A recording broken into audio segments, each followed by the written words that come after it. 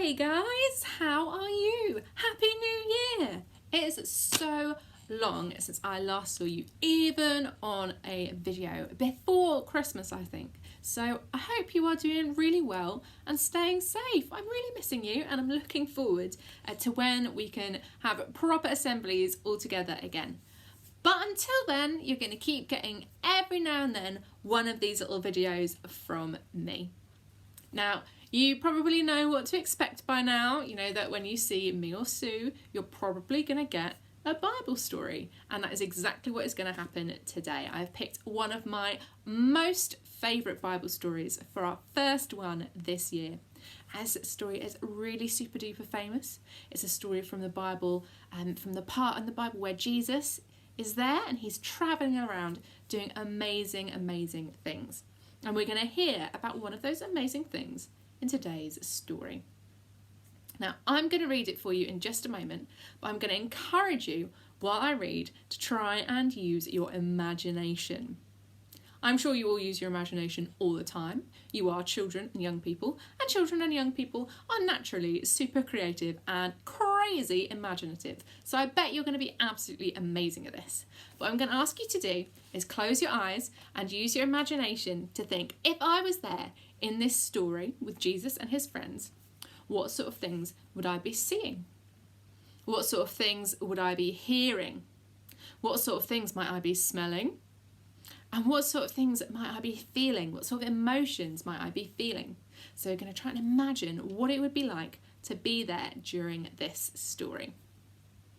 You ready to go? Get yourself super comfy, somewhere where you can maybe close your eyes, feel comfortable and ready to get into the imagination zone. Okay, here we go. It wasn't long before lots of people wanted to hear Jesus talk about God, and many more wanted him to make them well. So they followed him everywhere, from town to town, from city to country, and all the way back again. "We need a rest," Jesus said to his friends one day. So they took a little boat trip across Lake Galilee, hoping to camp for a while in the hills beyond. But the people were so eager to see Jesus that they raced around the shoreline to meet him on the other side.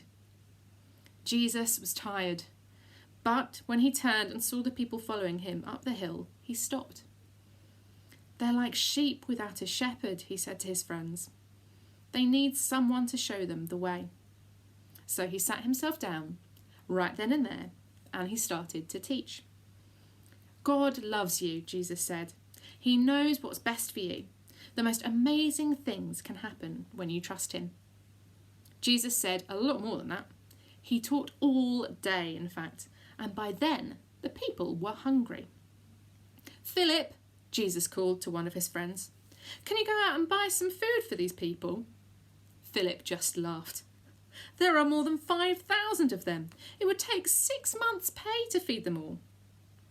Then Andrew, Peter's brother, spoke up. "There's a boy here, Jesus, who has a little food. 5 loaves of bread and a couple of fish. It's not much, but it's a start." "So it is," grinned Jesus, and he rubbed his hands together as if he were about to go to work. "Make the people sit down in little groups. Tell them we're going to have a picnic." Jesus' friends looked at Jesus. They looked at the boy's little lunch. They looked at the enormous crowd. Then they looked at each other and shrugged. "All right," they agreed. "Whatever you say." Jesus smiled and watched them go. Then he bowed his head, thanked God for the food, and started breaking it into pieces. The friends returned and began to pass out the pieces, and to their amazement, there was plenty for the first group, and then for the second group, and the third group, and then every group. Plenty for everyone, more than enough to go around. So much, in fact, that there were 12 baskets full of leftovers to take home. The people battered their tummies, they struggled to their feet, they wiped the crumbs from their mouths, and some even burped. But all Jesus' friends could do was stare. "It's just as I told you," said Jesus. "God can do the most amazing things. All we have to do is trust him." Then he smiled at his helpers, popped a chunk of bread into his mouth, and started off for home. There we go, guys. That was the story. Come back to me from the imagination land. I hope you got deep into the story. I wonder, could you think of one thing you might have seen? One thing you might have heard? What about one thing you might have felt? And the tricky one thing you might have smelt. I wonder. You might even think there might have been things to taste as well. You might have tasted the bread or the fish or the salty air from the sea. Now, that is a really great story, isn't it? Well, you might not think so, but I love it. And I know that lots of other Christians really like that story as well. But I wonder, what was your favourite bit? And who was your favourite character? Now, I think Jesus is pretty great in this story. I think Jesus is pretty great in every story.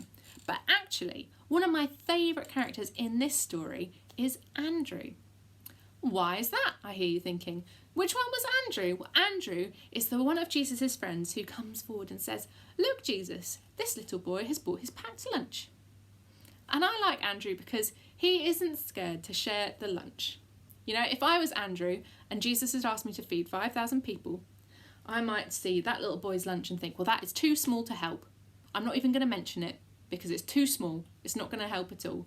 But actually, Andrew thinks, I know it's only a little bit and it's not enough to solve the whole problem, but it's a start. And a start is the most important place to start, isn't it? Nothing can happen without beginning or starting. And I think that's a great lesson we can remember from this story. You know, we don't have to be able to solve everything to start. We might not have the power or the money or the things to fix a whole problem that we see, but we can bring whatever we've got and we can start. And we can trust that starting is the most important step on any journey. You're not going to get anywhere if you don't start, are you? And for Christians like me, we might think as well that we don't have to fix everything, but we bring what little we've got, and we know that God can do amazing things with our small little offerings. Now, that is our big idea for today, but I'm going to give you an illustration, and hopefully that will make it even clearer. So I'll see you in just a second.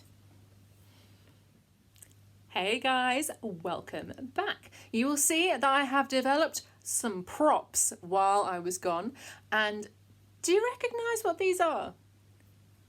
That is right, they are dominoes. Now, one teeny tiny domino all on its own might not feel like a lot, might not feel very impressive or important, just like our little boy's lunchbox. But I'm sure we all know that when you knock over one little domino, it can make a very big difference. I'm going to put this one here actually. There we go.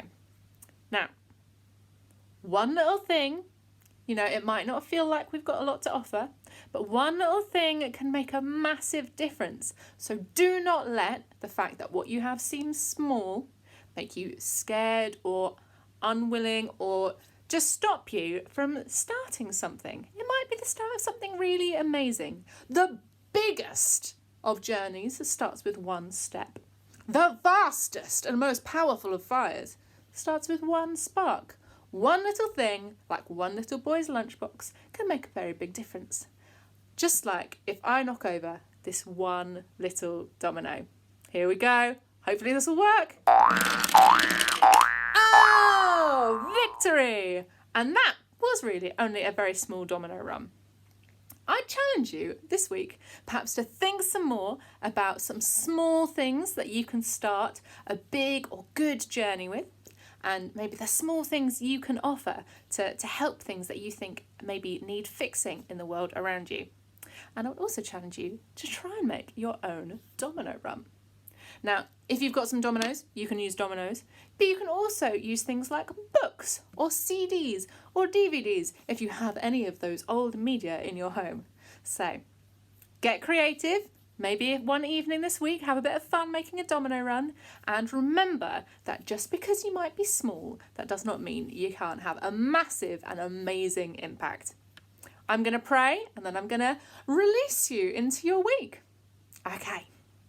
Dear God, thank you so much that we all have something to offer, no matter how small it might seem. And thank you, Lord, that all those small things can be the start of something big and fabulous. Thank you as well that we don't need to fix everything, but that when we bring what we have, Lord, you do the rest. And if you agree with my prayer, you can say, Amen. All right, guys, thanks for joining me. Have an amazing week, and I hope to see you soon.